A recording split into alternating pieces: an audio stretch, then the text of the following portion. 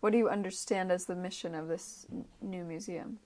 That this Jewish history is a part of a picture, that it's an indistinguishable part of Polish history, but it has consequences. Like, it doesn't mean, once again, what I want to say, that this awareness of constant Jewish presence, it should be also awareness of that Jewish history has its internal dynamics, that the Jews were equals to the Poles, also in terms of their national consciousness, of their religious consciousness, of their cultural speciality.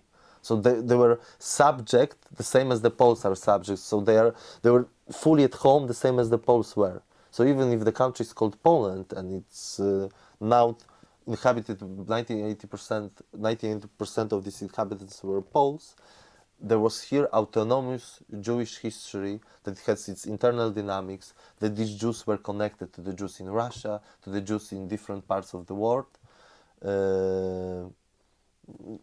Jews in Russia are kind of come from the Polish Commonwealth, but so that they will understand that there was a Jewish people, Jewish nation, whatever you will call it, and yes, they were kind of equal subject of everything what happened here, the same as the Poles were and the other nationalities. So that's the mission for the Poles.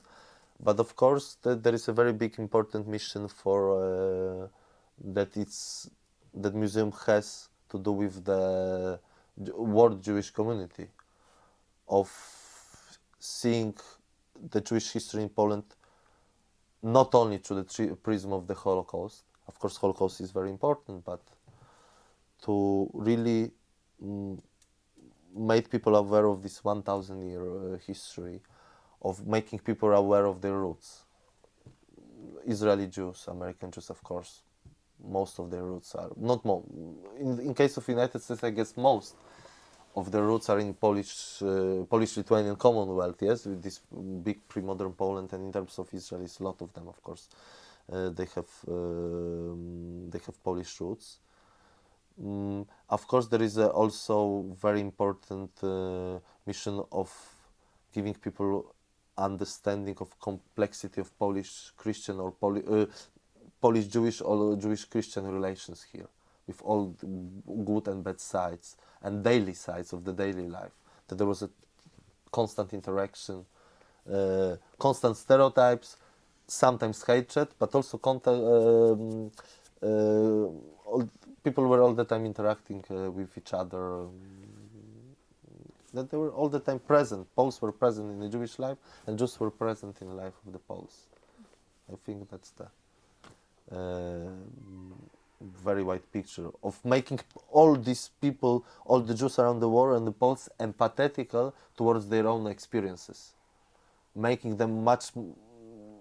for them much easier to understand the other side, the other narrative, the other prejudices of the other people. I think in general empathy, it's the most important value that the good teaching of the history gives to the people.